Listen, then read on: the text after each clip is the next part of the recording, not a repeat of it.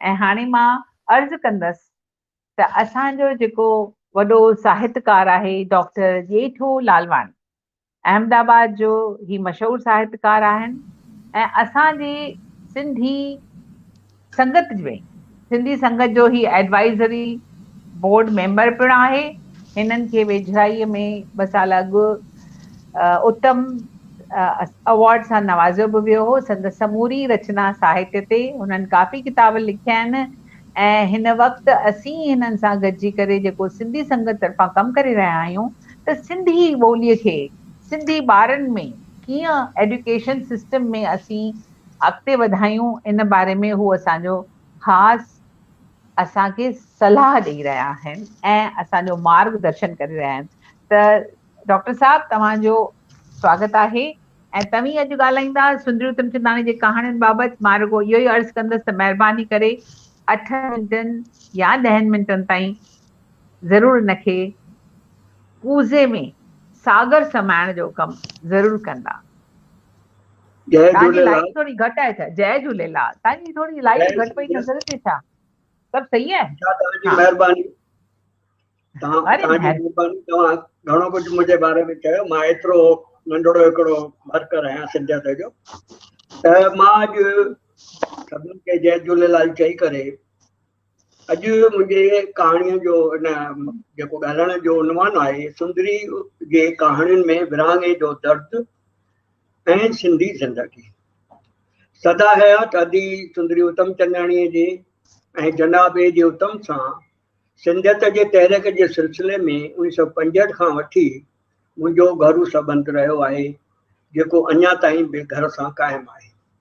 अनेक अदबी सेमिनारनि में गॾिजी असां शिरकत कईसीं ऐं उन्हनि जूं आशीर्वादूं जेके मूंखे हासिलु थियूं उहे बि अॼु बि उन्हनि जूं आशीर्वादूं मूंसां गॾु आहिनि।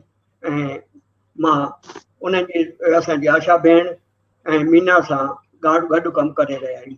त मां अचां थो पंहिंजे विषय ते। बदनसीब विरहाङो सिंधड़ीअ जे विछोड़े जो दर्द, अटे लटे अजे जा मिसैला, दर बदर ज़िंदगी, जलावतनी, दुख पीड़ा, दिलि चीरींदड़ तूफ़ान जिन अदीबनि ॾिठो उन्हनि में सदा हयात सुंदरी उतमचंदाणीअ विरहाङे जो ख़ौफ़नाक वाचूड़ो ख़ुदि ॾिठो ऐं भोॻियो पियो। विरहाङे जा ज़ख़म बि सुंदरीअ जे दिलि में ताज़ा हुआ, जेके कलम मां निकिरी निर्वार थी हिन जे रचनाउनि में इज़हार पाईंदा रहिया। ईअं त सुंदरीअ नाविल, कविताऊं, एकांकी नाटक, मज़मून, सफ़रनामा, कहाणियूं जोड़ियूं, तर्जुमा बि कया, पर हिन जे उन्हनि सन्फ़ुनि में कहाणियुनि जो अंदाज़ 100 खां बि वधीक आहे ऐं 11 कहाणी मज़मून ऐं किन मैगज़ीन में शाया थियल आहे। हिन जे अदब जा मौज़ू बि काफ़ी नवां ऐं गूनागूत सां भरपूर आहिनि, पर हिन जे कहाणियुनि में विरहाङे जो दर्द, पीड़ा, मुश्किलातूं, सिंधियत, सिंधी ॿोलीअ लाइ हुब, सिक, सिंधी क़ौम ऐं सिंधी जीवत खे बचाइण लाइ लासानी कोशिशुनि सां भरपूर दिलि खे छुहंदड़ असराइता हक़ीक़ी चिट वधीक नज़र अचनि था। जलावतनी, सिंधु जी सारूणी, सिंधी जीवत ऐं सिंधियत जे मौज़ुनि खे खणी शुरूआती दौर में तरक़ी पसंद लेखकनि में सुंदरीअ सिंधी ज़िंदगी ऐं विरहाङे जे दर्द जे मौज़ू खे खणी हिकु गहरे मुहावरेदार इस्ताई ॿोलीअ में सभिनी खां वधीक रचनाऊं ऐं कहाणियूं लिखियूं आहिनि, जिन में ज़िक्र लाइ कहाणियुनि जा नाला आहिनि ममता, तफ़ावत, कोशां, मुंहिंजो मारू किथे, पखी सुहिंबो पंहिंजे, तो जुनी जी तात, छल ॻोठ वसन, ॾे थियो परॾे, सिंधी थी विया दाणो दाणो, आख़िर जो अबलाखी, सिंधूअ जा रूप, रजनी ऐं आरसी, मां तरसंदियसि, सिंधु जी सिक, अमुल माणकनि जो वापारु, भूरी, वलर खां विछड़ियल, हू लेखक की न हो, बंधन वग़ैरह वग़ैरह। के उनवान ख़ुदि बि सिंध ऐं सिंधियत तरफ़ इशारा कंदड़ आहिनि। ममता सुंदरीअ जी 1952 में कलम बंदि कयल इनामी कहाणी आहे, जेका हिंद पाक पसनज़र में अमन जी अहमियत ते सिंधी जीवत में फहिकायल मशहूरु कहाणी आहे। तफ़ावत कहाणी लाट कहाणी जे मजमूए में शाया थियल आहे। प्रोफेसर मंगाराम मलकाणीअ उन मजमूए ते कल्पना समालोचना कंदे तफ़ात कहाणीअ खे मजमूए जी बहितरीन कहाणी छॾियो आहे। विचोले तबिके जे हेठे तबिके सां मिली जीवत खे सुखी बणाइण जे मिसइले खे अहम समाजिक मिसइलो सॾियो वियो आहे।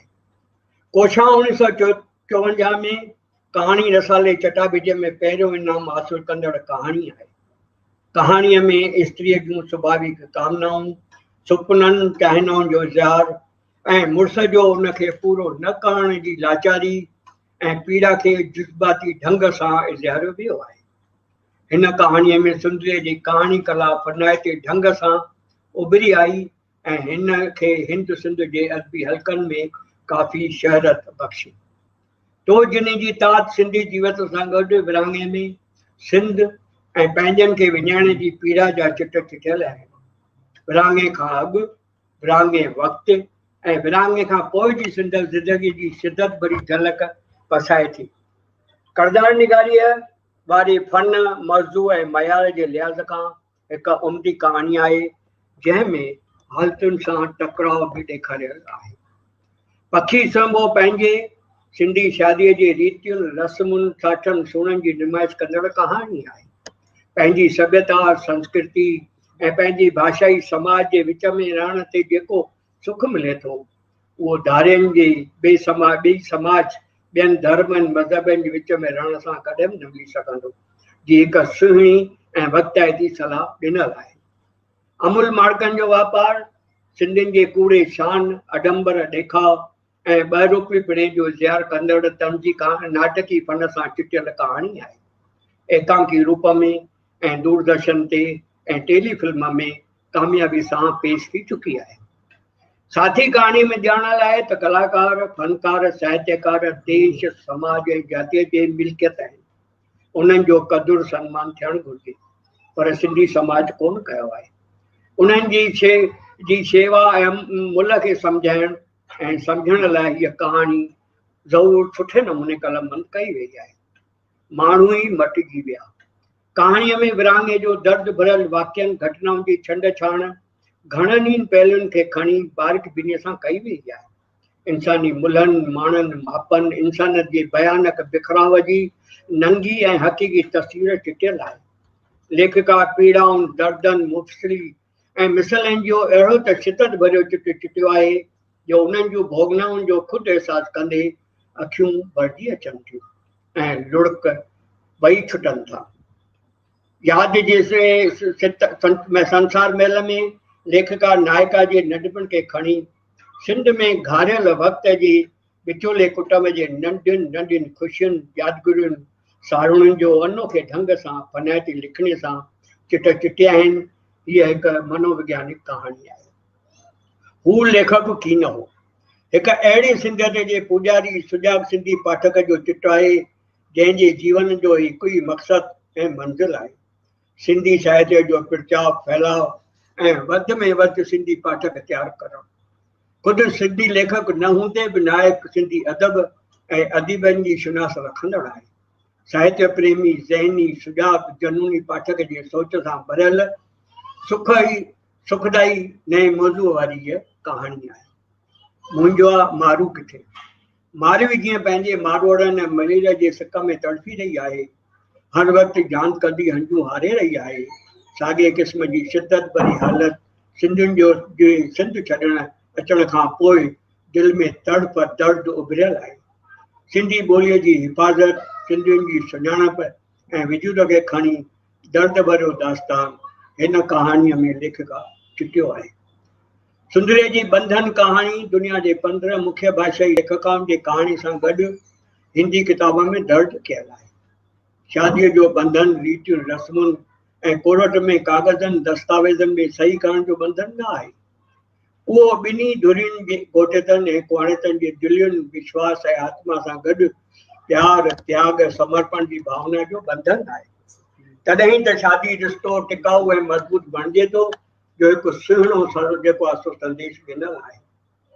ऐं आख़िर में भूरी सिंधीअ जी बहितरीन लाजवाब उम्दी सिंधी अदब जी एवज़ी कहाणी आहे जंहिं ते हींअर नामदेव ताराचंदाणी तफ़सील सां पंहिंजो ज़िक्र कयो, जंहिंमें पापड़नि वारी महिनत कश, बेबाक, खुददार सिंधियाणी जो चिटु चिटियल आहे। सुंदरी असाधारण किरदार खे खणी पंहिंजी कलात्मक फनी कावत सां लाजवाब किरदार निगारी सां बूढ़ीअ जी सूंहं जी अहिड़ी त शिदत भरी तस्वीर कशी कई आहे जो कहाणी ख़ुदि बि कविता बणिजी वई आहे। सदा हयात बर्गशायर कृष्ण राय जो चवणु आहे त हीअ कहाणी न पर हिकु कविता आहे। ईअं त सुंदरीअ जे ॿियनि केतिरनि कहाणियुनि में विरहाङे जो दर्द, पीड़ा, सारूणी ऐं सिंधी ज़िंदगी जा चिट छिटियल आहिनि। सुंदरीअ जूं अनेक कहाणियूं भारतीय ॿोलियुनि में अनुवाद थी ऐं मञता लोकप्रिय हासिल करे चुकियूं आहिनि। सुंदरीअ जूं कहाणियूं सकाफ़ती विरासत सां भरपूर आहिनि।